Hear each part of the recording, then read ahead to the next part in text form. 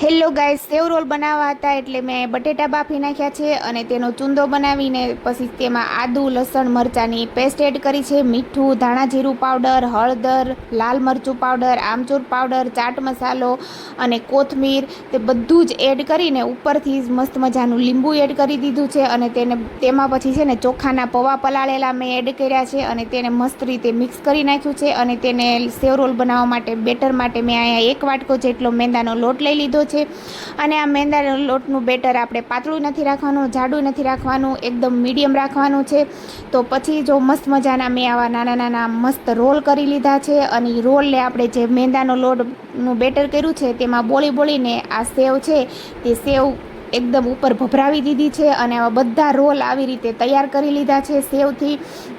અને પછી તેને મસ્ત મજાના તળી નાખ્યા છે અને ફ્રેન્ડ આ ખાવામાં એકદમ યમ્મી છે અને મસ્ત મજાના જો આપણા સેવ રોલ બનીને તૈયાર છે. તો મને એમ થયું કે ચાલો આપણે છે ને ટેસ્ટ કરીએ.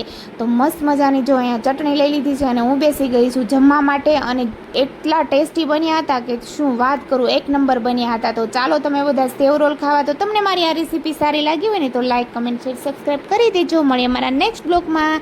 ત્યાં સુધી બાય ફ્રેન્ડ્સ. હર હર મહાદેવ.